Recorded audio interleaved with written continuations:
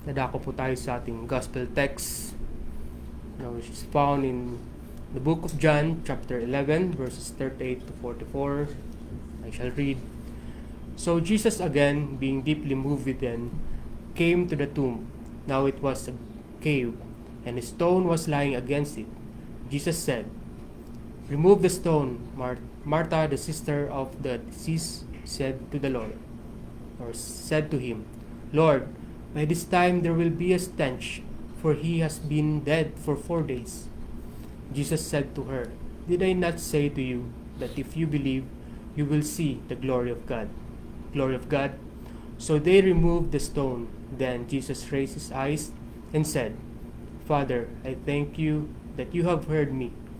I knew that you always hear me, but because of the people standing around, I said it, so that they may believe that you sent me." When he had said these things, he cried out with a loud voice, "Lazarus, come forth." The man who had died came forth, bound hand and foot with wrappings, and his face was wrapped around with a cloth. Jesus said to them, unbind him, and let him go." Salita po ng Panginoon. Ngayon po ay tayo po dadako sa ating mensahe na pinagkakalob po sa atin ng ating Deacon. Glory to God. Pray.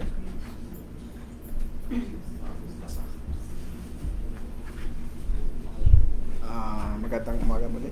Samahan niyo po ako sa isang maikling panalangin. Ama naming Diyos, dakila makapangyarihan sa lahat, Panginoon. Muli, ako po ay nagpapasalamat, Panginoon, na kayo'y gagamitin. Salamat sa pribilehiyo na ito, Panginoon, na ako yung gamitin upang magpahayag ng mga salita. Panginoon Lord, ikaw lang po sa akin ang magbigay ng knowledge and wisdom, Panginoon, na maihayag ito ng may kapangyarihan, Panginoon. Lord, Panginoon, muli, wala po kang may babalik, kundi purihin ka't pasalamatan sa pangalan lamang sa Jesus. Amen. Makakaupo na po kayo.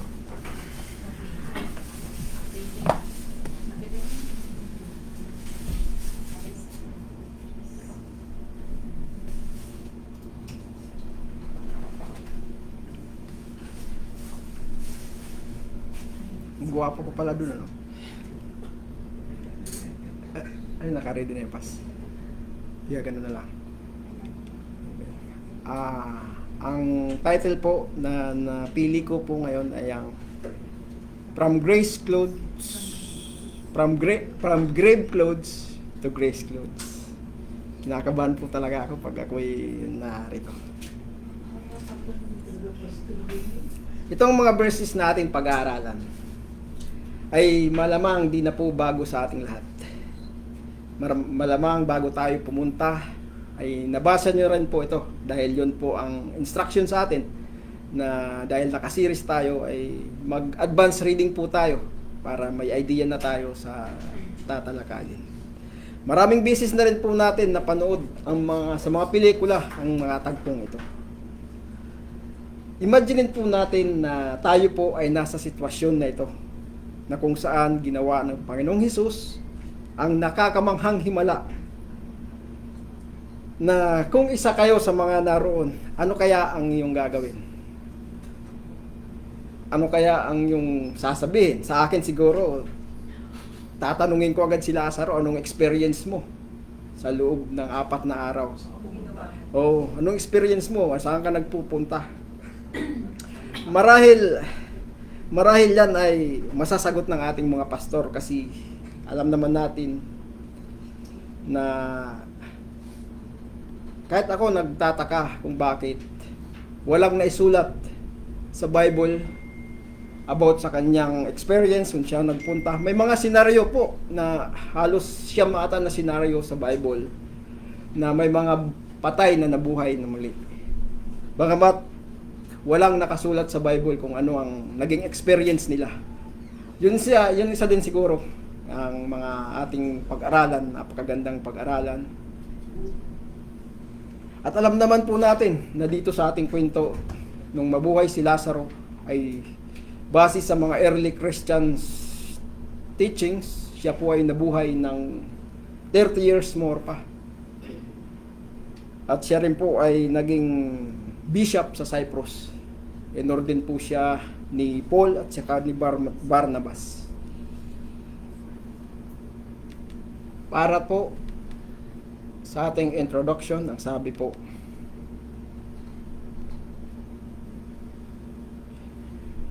death is the greatest enemy humanity has ever faced. No matter our wealth, health, dreams, or accomplishments, death stands like a wall we cannot climb. Dito po sa John chapter 11, Jesus confronts the enemy directly, not through philosophy, not through comforting words, but through power. The raising of Lazarus is not just an ancient story. It is a revelation of who Jesus is and what He wants to do in our lives today. Today, as we step into the story, I want to invite you to look at the tombs in our own life. The places sealed by fear, regret, addiction, broken relationship, or unanswered prayers. Because the same Jesus who called Lazarus to come out still calls dead things to life. And He's still commanding to us to roll the stones away. Ang settings po ng ating pag-aaralan, ang sabi po dyan, the 4 days in the tombs. Yung sa mapa po, bakit 4 days? Kasi na-discuss na rin ng mga nakaraang nag-preach, na mayroon pong Bethany sa Jerusalem at mayroon din pong Bethany sa Jordan. Kaya yung message, paunang message ay isang 1-day travel. Yung distance po niyan, approximately 50 to 60 kilometers. Kaya wala pa namang Mercedes-Benz doon ng karang araw, kaya tatagal talaga ng isang araw ang biyahe kung lakad talaga. Ang sabi po dito, Jesus intentionally waited until Lazarus has been dead for 4 days. Bakit po? Because the Jewish belief that the spirit hovered near the body for 3 days. Yung pagpaniniwala ng mga Jewish noon. The idea that the soul hovers over the body for 3 days after the death ay wala po sa Bible.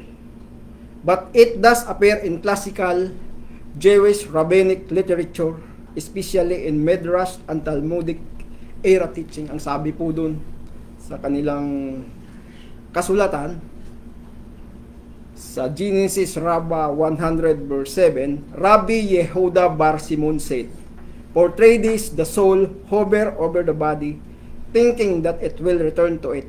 But when it sees the appearance of the face has changed, it leaves the body and goes away.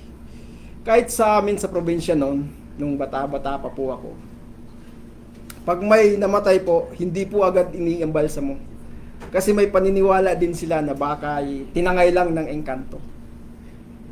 Kaya pinapatagal nila ng at least 24 hours bago nila imbalsamuin. Kaya dito siguro nila nakuha yung paniniwala na yun. Na yung kaluluwa ay nasa malapit lang sa patay. Kaya kung naimbalsa mo na, hindi na talaga babalik. Pero wala po yun sa Bible, mga kapatid. Bakit po in-emphasize ang 4 days?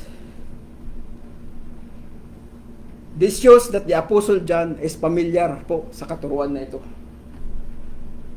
Na about sa death, decay, and the soul, and resurrection and timing. Pangalawa po, yung the tombs and the burial customs. Lazarus was in typical 1st century rock-cut tomb. Bato po siya na ginawang libingan. Usually, ang nasa loob ng libingan ay at least 6 na katao ang nandoon. Hindi lamang po isa. May mga kasama pa po siya. Pangatlo po, yung crowds. Si Mary, si Martha, at yung mga kapitbahay niya, at yung mga kaibigan nila na galing pang Jerusalem.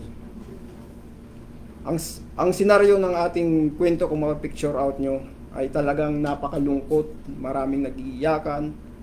Halo-halo kasi mayroon din pong mga nagagalit, mayroon din nagagalit kasi pinatagal pa ng Panginoong Hesus. At mayroon din nagdududa kung ano ang gagawin ng Panginoong Hesus. Ang verses po natin ay may mga movement na nangyari. Dito po sa verse 38, ang sabi diyan, Jesus is deeply moved. Tapos dito sa verse 39 to 40, yung pag-alis ng bato. Pangatlo po, yung nanalangin ang Panginoong Hesus. Pang-apat po, yung pagsigaw ng Panginoong Hesus na come out. At panglima po, yung finally, yung paglabas ni Lazaro. Isa-isahin po natin yung movements na nangyari dito.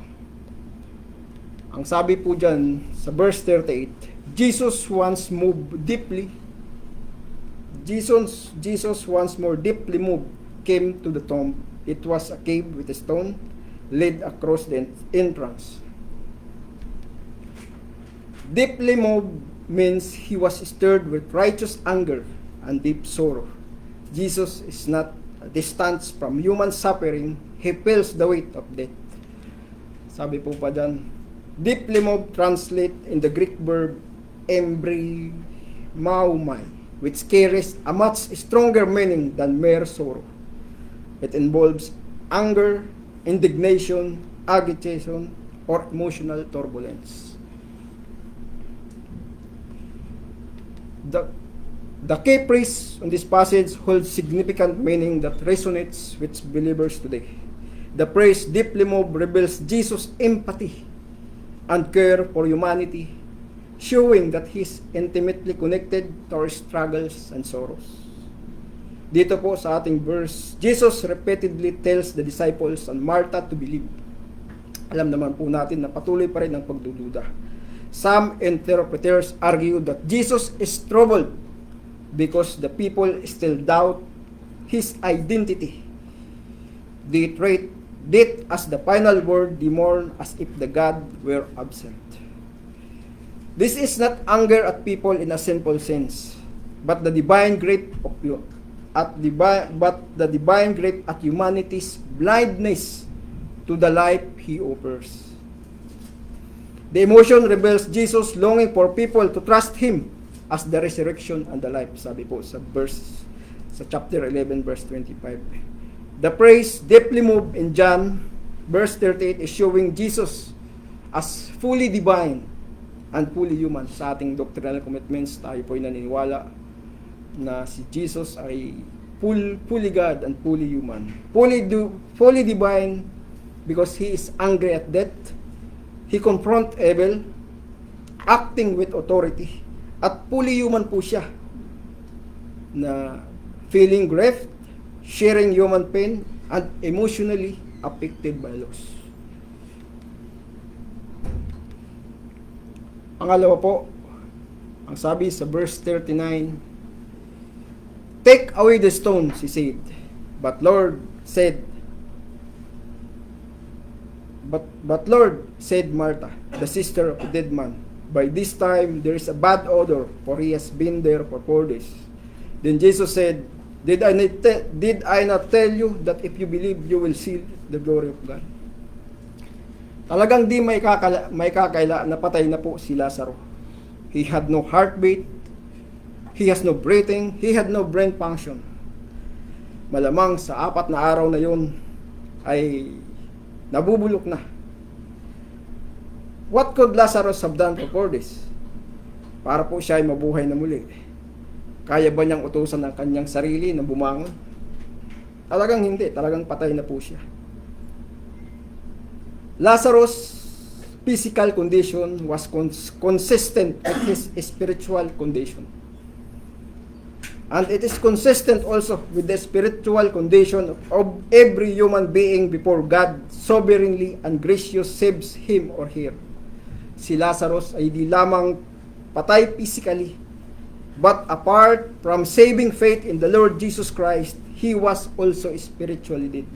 Ang kalagayan ni Lazarus sa libingan ay kagaya din ng bawat tao na hindi pa na-born again.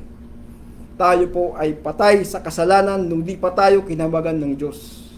Sabi po sa Ephesians 2 verse 1 to 3, and you were dead in the trespasses and sins, and in you once walked, following the course of this world, following the prince of the power of the air, the spirit that is now at work in the season of disobedience, among whom we all once lived in the passion of our flesh, carrying out the desires of the body and the mind, and were by nature children of wrath like the rest of mankind.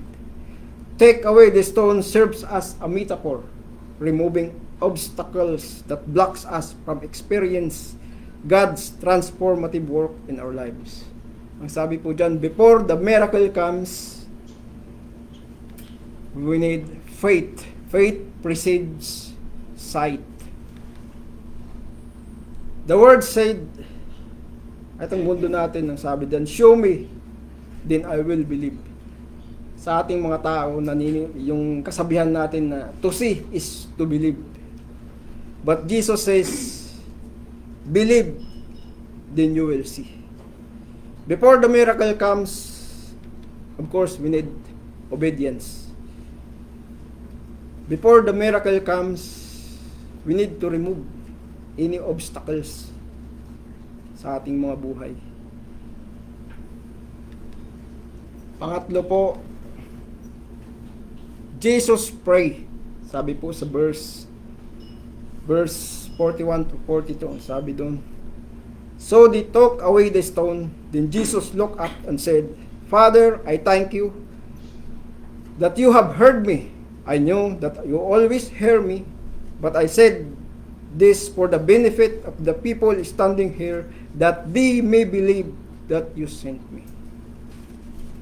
His prayer is public and intentional and evangelistic. What is the purpose? Bakit pa nanalangin ang Panginoong Hesus? When Jesus prays just before raising the Lazarus, it serves a few important purpose, both theological and relational. Ang sabi po dyan, ito ay nagpapakita ng affirmation of relationship with the Father. Ang panalangin ni Jesus ay isang pagpapahayag ng kanyang malalim na ugnayan sa Diyos Ama. Ipinapakita nito na ang lahat ng kanyang ginagawa ay ganap na nakaayon sa kalooban ng Ama. Sa pagdarasal niya ng malakas, malinaw niyang pinahayag na ang kanyang magagawa ay hindi para sa sariling kaluwalhatian, kundi upang ipakita na siya ay sinugo ng Diyos. Sabi po dun sa verse, binibigyan importansya dito rin sa verse 42 nang sabi, Father, I thank you that you have heard me. I knew that you always hear me, but I said for this for the benefit of the people. Pangalawa pong purpose kung bakit nanalangin ng Panginoong Hesus ay ang public testimony of the divine power. Nanalangin si Jesus ng malakas hindi dahil sa kailangan niya. Alam naman po natin na siya ay Diyos. Nanalangin lang siya bilang ipakita ang pagiging tao niya. Hindi nanalangin siya ng malakas hindi dahil sa kailangan niya, kundi upang malaman ng mga nakapaligid sa kanya na ang gagawin niyang himala ay hindi galing lang sa lakas ng tao, kundi sa kapangyarihan ng Diyos. Ang kanyang kapanalangin ay nagsisilbing pampublikong deklarasyon na siya ay kumikilos ayon sa otoridad ng Diyos. Para itong paraan upang matiyak na ang muling pagkabuhay ni Lazaro ay maunawa ang malinaw na gawa ng Diyos at hindi ng anumang personal na kapangyarihan. Pangatlo po, sinasabi dito why Jesus pray is to be model for belief and trust. Ipinapakita ng panalangin ng Panginoong Hesus ang isang modelo ng pakikipag-ugnayan sa Diyos. Puno ng pagtitiwala at pag-asa sa Ama na kahit na siya ay anak ng Diyos, nanalangin pa rin po siya. Na nagpapakita na ang panalangin ay mahalagang paraan upang makipag-ugnayan at umasa sa Diyos. Pinapatibay nito ang ating doktrina na si Jesus ay ganap na Diyos at ganap na tao. Pang-apat po, why Jesus pray is to intention to strengthen faith. Ipinapakita rin sa panalangin ang hangarin ni Jesus na palakasin ang pananampalataya ng mga tao sa paligid niya. Ipinapahayag niya ang pasasalamat sa Ama na lagi siyang pinakikinggan. This public acknowledgement sa kapangyarihan ng Diyos ay naglalayong pukawin ang pananampalataya ng mga naroroon sa panahon na yun upang sila ay maniwala na si Jesus ang Mesiyas. Patlo po, ang desire for the world to believe. Ang panalangin ng Panginoong Hesus bago niya buhayin si Lazaro ay paraan upang ipakita ang kanyang pagsunod sa Diyos. Patunay ang kapangyarihang makadiyos na kumikilos at inihanyag siya ang sinugo ng Ama upang ang taong naroon ay sumampalataya sa Kanya. Sabi po dyan sa John chapter 20 verse 31, "But these are written that you may believe that Jesus is the Messiah, the Son of God, and that by believing you may have life in His name." Pang-apat po, sa verse 43, sabi po dyan, "When He had said this, Jesus called in a loud voice, 'Lazarus, come out.'" Jesus stands before the tomb of Lazarus and calls out Lazarus to come out. There are a few reasons why the details is so important. Bakit po binanggit pa ang pangalan ni Lazarus? This shows power and authority. Ang pagtawag ng Panginoong Hesus kay Lazaro sa pangalan ay nagpapakita ng kanyang banal na kapangyarihan sa buhay at kamatayan. Sa pagtawag ng Panginoong Hesus sa pangalan ni Lazaro, ipinapakitang may kapangyarihan siya na magbigay buhay.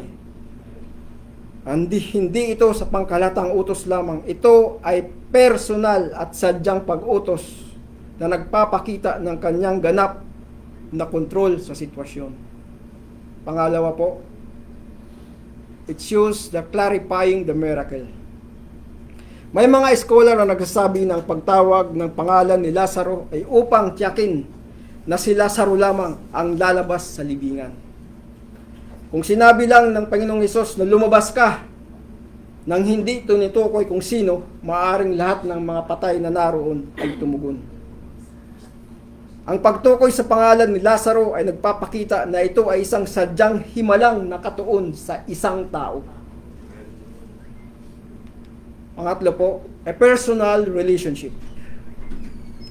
Malapit po ang Panginoong Hesus kina Lazaro at sa kanyang mga kapatid na sina Maria at Marta.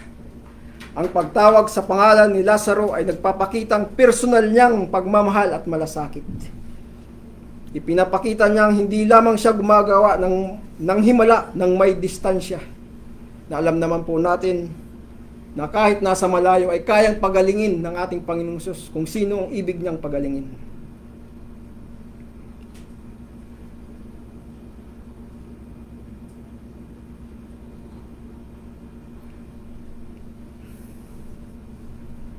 Kundi bilang isang kaibigan, nagmamahal at nagmamalasakit, kaya siya mismo ang kanyang pumunta sa libingan.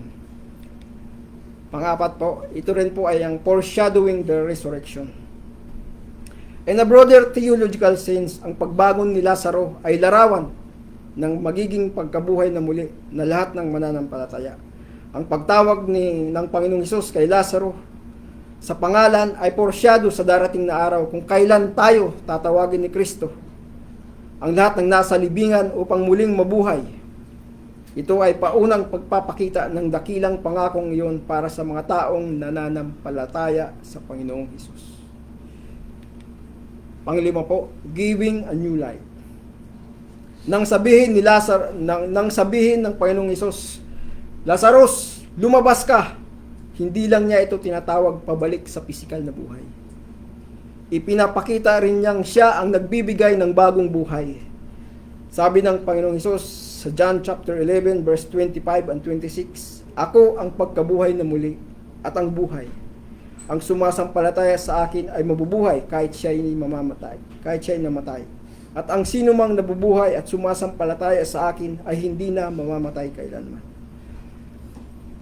After niyang mabuhay, nabanggit ko kanina na nabuhay pa siya ng 30 years, pero hindi po yun nakasulat sa Biblia. Ngayon po, pag-isipan po natin yun. siya po ay naging bishop sa Cyprus. Kung hindi totoo na may Diyos, hindi na siya magsisilbi sa Panginoon. Pero dahil alam niyang may Diyos, kaya siya nagpatuloy sa paglilingkod hanggang sa kanyang pagkamatay muli.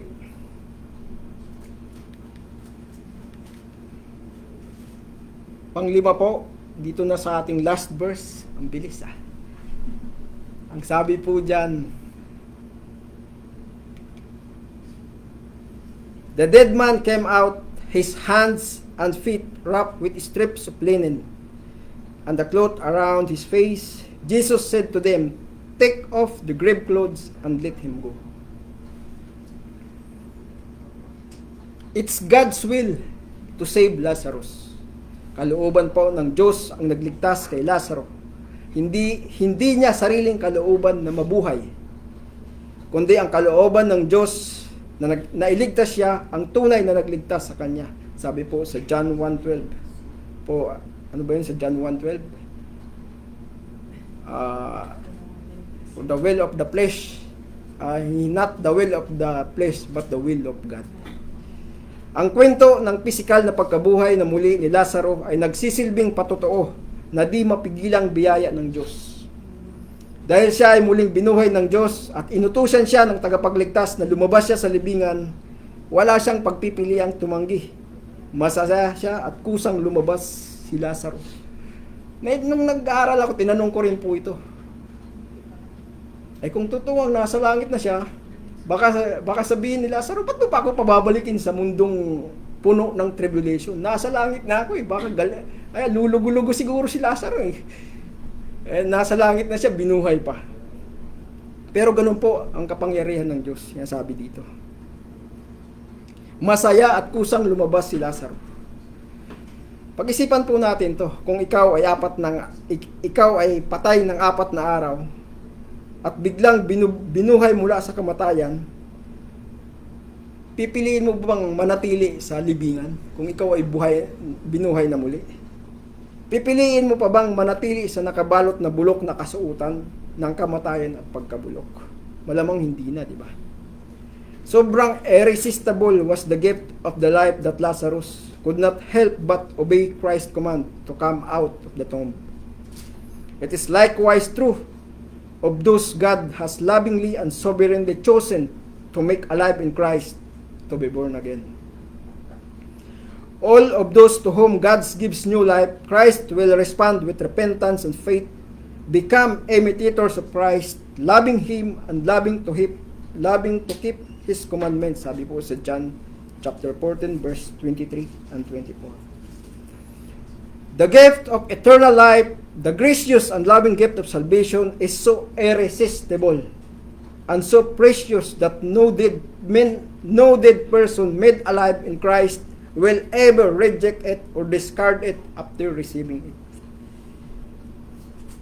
If a person could resist the manifold grace of God, yung sinasabi po natin, kung ang may isang natural na tao ay i-reject niya ang pagkilos ng Panginoon, ay ba nga, mas makapangyarihan pa siya sa Diyos, di ba?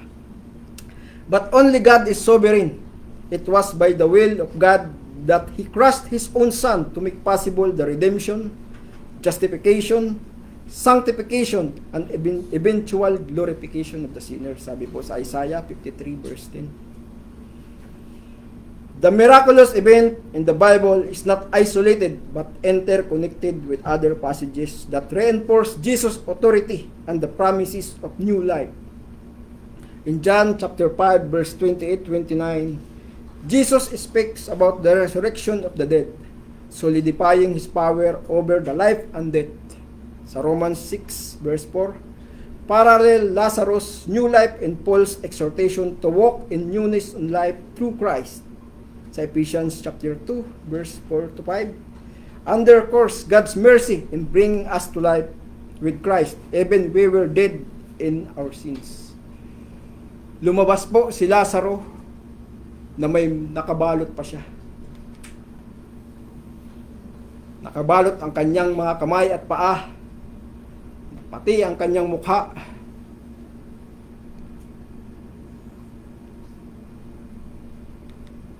Tapos sabi niya dyan, Jesus commands the people, unbind him and let him go. Pinapakita dito, the lives come from Jesus. Healing is the process. Tapos na.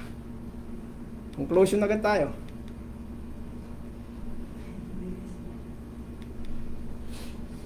Dito po sa John chapter 11 verse 38-44 teaches us that Jesus is the Lord over death. He is the resurrection and the life. He alone can call the spiritually dead to life. These miracles also is a foreshadowing Jesus' own resurrection. Lazarus is a living proof that no situation is too hopeless, no life is too far gone, no tomb is too sealed, no heart is too dead for Jesus to revive.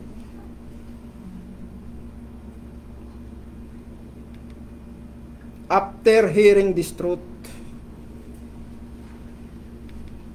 what's next? Nasa John chapter 11 na po tayo. Talagang bugbog na po tayo sa pagka-Diyos ng ating Panginoong Hesus. Sabi dyan, after hearing this truth, what's next? Ano na? Tayo po ba ay tinatamaan pa rin po sa mga naririnig na ating mga mensahero? O baka naman, kinakalyuhan na ang ating mga puso? Tanungin po natin ang mga sarili. Nakakamanghang himala po ang nasaksihan natin kung paano nabuhay si Lazaro. Marami na tayong napag-aralan na kailangan po natin din na maipakita or maipamuhay. Kaya po para sa ating application, how this truth transform us. Ang sabi sa ating verse, remove the stones. Jesus told the people, take away the stones. He could have moved it by himself. Kayang-kaya na po niyan. Kaya niya pang alisin yung bato kahit di niya lapitan yan. Utusan lang niya, kaya niya. But he let people to participate. Stones represents question and doubts, intellectual barriers, emotional wounds, misconceptions, and past experience. We cannot save someone, but we can help to answer the questions, clarifying scriptures, remove confusions, explain the gospel, and walk with them in faith.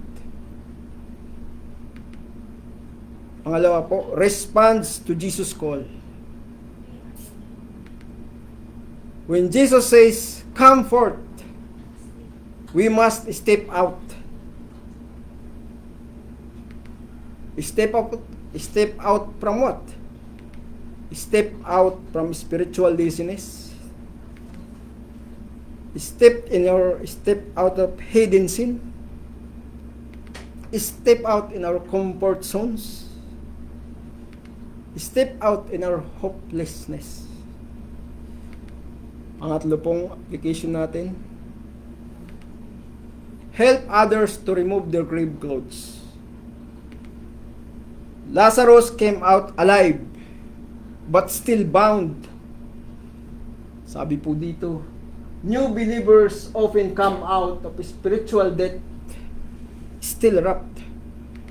Symbolically, grave clothes represents old habits. Tayo po'y magtulungan, mga kapatid. Tayo po ay patuloy na magpalakasan.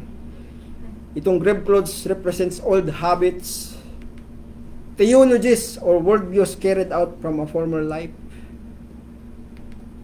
addictions, worldly lifestyles, old identities, and emotional baggages. Tayo pong mananampalataya, dapat po tayo magtulungan, magpalakasan.